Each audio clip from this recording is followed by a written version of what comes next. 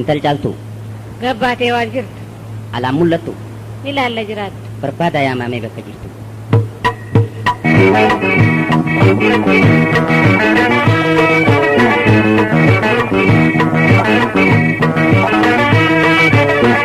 Haadha ibsaamee qopha fageenyaan si dhageessisa.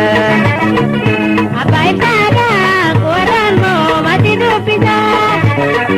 Haadha ibsaamee qopha fageenyaan si dhageessisa. abbaa ibsaadhaa warraan moo mati dubbisa.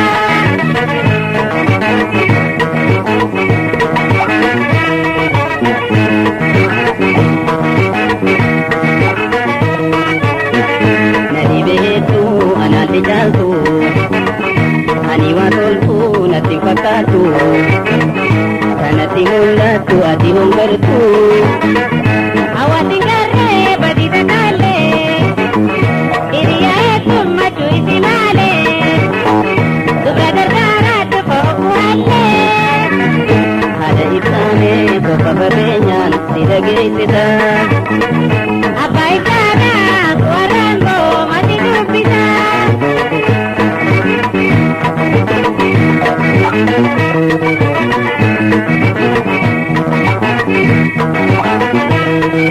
Dhagayanii waa uumaan hubanne adda akkam taana duuba booyne mee akkamiif goona har'a kaanyuune. Meeshaa baasi rakkina dhiifne ani waan haaraa ittiin argine hin jarjarimne osoo dhufanne. Haadha ibsaamee qopha fageenyaan si dhageessisa. abbaa ibsaadhaa warraan moo mati dubbisa.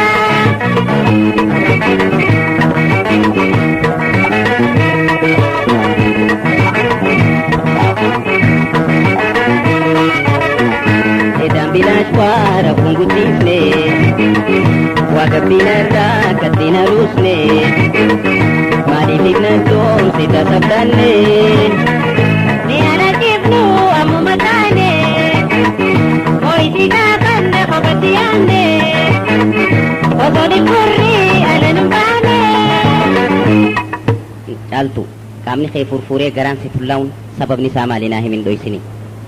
Yaa abbaa badiin tooto honga dabarte waa beekeetii miti anuma duraa taate har'aata sobaatu qalbii toona hate ijoollumuma xiyyaa ana galaafate.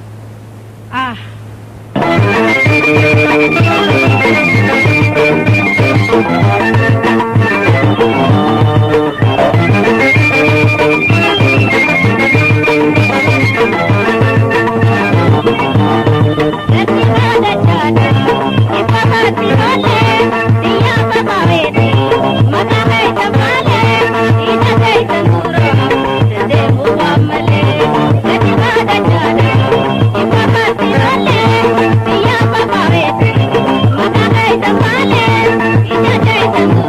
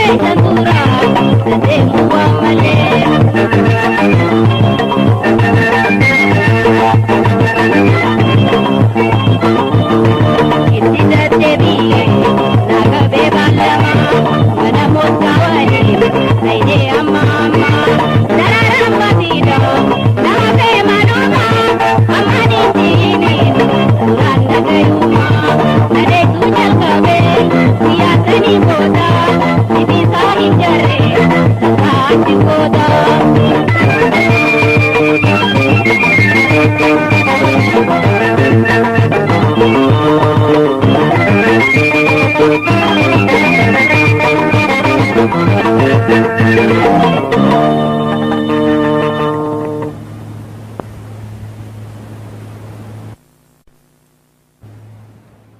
Intal